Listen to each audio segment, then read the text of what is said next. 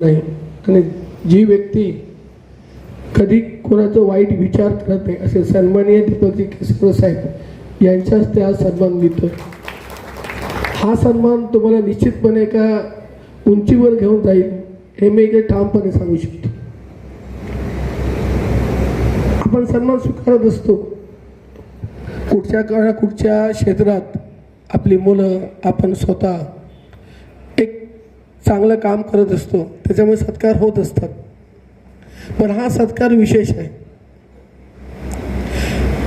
ज्यांनी 4 वेळा आमदारकी भोगली, 4थ्या वेळा निवडून आले, पण तुम्ही त्यांच्याकडे कधीही जा, कधी उलटं उत्तर नाही, कधी कोणाकडे रागाने बोलणं नाही, कधी गेलात तरी त्यांचं वागणं सुद्धा प्रेमाने असतं। अशा व्यक्ती समाजामध्ये कमी असतात। मी माझ्या 20 वर्षाच्या राजकीय जीवनात त्यांच्यावर फक्त 8 महिने आहे, मी त्यांना जाऊन बघितलं आहे। एकदम सरळ साधा माणूस, कोणी काही बोललं तरी उत्तर देणारा माणूस, आपलं काम करत राहणारा माणूस। 2,500 कोटीचा निधी या मतदारसंघात त्याने आणला, पण कधी मी आणला असं त्यांनी कधीही स्वतःच्या तोंडाने बोलले नाहीत। अशा व्यक्तीकडे तुमचा सत्कार होतो। परत एकदा सांगतो, हा सत्कार तुम्हाला निश्चितपणे मोठ्या उंचीवर घेऊन जाईल।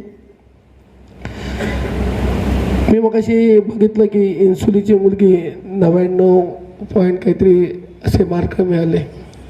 एका ग्रामीण भागात राहून सुद्धा शिक्षकांचा आणि पालकांमुळे एक ग्रामीण भागातली मुलगी एवढे मार्क घेऊ शकते, खरोखरच बरं वाटतं।